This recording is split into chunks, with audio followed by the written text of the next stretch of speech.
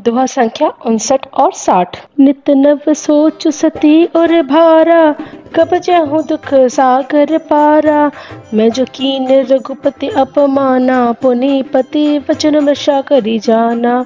तो फल मोहि विधाता दीना, जो कछु उचित रहा सोई कीना। अब विधि अस बूझी नहीं तोई, शंकर विमुख जिया वसी मोही। कहीं न जाय कछु हृदय गलानी, मन मोह राम ही सुमिर सयानी। जो प्रभु दीन दयालु कहावा, आरती हरन बेत जसु गावा। मैं तो विनय करऊं कर जोरी, छूटहूँ बेगी देह यह मोरी। जो मोरे शिव चरण सनेहु, मन क्रम वचन सत्य व्रत एहु। मंगल भवन अमंगल हारी, द्रवहु सुदशरथ अजर बिहारी। तो सब दर्शी सुनिए प्रभु, करौ सुबेगी उपाय। होय मरुन जेहि विनय श्रम, दुसह विपति बिहाय। एहि विधि दुखित प्रजेश कुमारी, अकत निय दारुण दुख भारी। बीते संबत सहस 87, तज समाधि शंभु अविनाशी। राम नाम शिव सुमिरन लागे, जाने सती जगत पति जागे। जाय शंभुपत बदनु कीना, सन्मुख शंकर आसनु दीना। लगे कहन हरि कथा रसाला, दक्ष प्रजेश भय ते काला। देखा विधि विचार सब लायक, दक्ष ही कीन्य प्रजापति नायक। बड़ अधिकार दक्ष जब पावा, अति अनुमान हृदय अब आवा।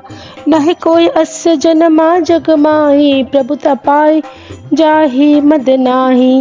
मंगल भवन अमंगल हारी, द्रवहु सुदशरथ अजर बिहारी। दक्ष लिए मुनि बोल सब, करन लगे बड़ जाग। नेवते सादर सकल सुर, जे पावत मग भाग।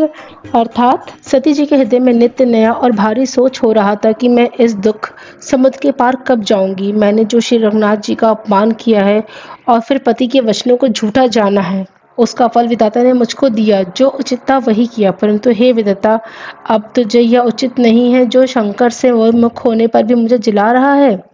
सती जी के हृदय की ग्लानि कुछ कहीं नहीं जाती। बुद्धिमती सती जी ने मन में श्री रामचंद्र जी का स्मरण किया और कहा, हे प्रभु, यदि आप दीन दयालु कहलाते हैं और वेदों ने आपका यह यश गाया है कि आप दुख को हरने वाले हैं, तो मैं हाथ जोड़कर विनती करती हूँ, मेरी यह देह जल्दी छूट जाए। यदि मेरा शिव जी के चरणों में प्रेम है और मेरा यह प्रेम का व्रत मन वचन और कर्म से सत्य है, तो हे सर्वदर्शी प्रभु, सुनिए और शीघ्र वह उपाय कीजिए जिससे मेरा मरण हो और बिना ही परिश्रम या असह्य विपत्ति दूर हो जाए। दक्ष तथा सती जी इस प्रकार बहुत दुखित थी। उनको इतना दारुण दुख था कि जिसका वर्णन नहीं किया सकता। 87,000 वर्ष बीत जाने पर अविनाशी शंकर जी ने समाधि खोली। शिव जी राम का नाम स्मरण करने लगे। तब सती जी ने जाना कि अब जगत के स्वामी शिव जी जागे। उन्होंने जाकर शिव जी के चरणों में प्रणाम किया। शिव जी ने उनको बैठने के लिए आसन दिया। शिव जी भगवान हरि की रसमयी कथाएं कहने लगे। उसी समय दक्ष प्रजापति हुए। ब्रह्मा जी ने सब प्रकार से योग देख समझकर दक्ष को प्रजापतियों का नायक बना दिया। जब दक्ष ने इतना बड़ा अधिकार पाया तब उन्होंने हृदय में अत्यंत अभिमान आ गया। जगत में ऐसा कोई पैदा नहीं हुआ जिसको प्रभुता पाकर मद न हो।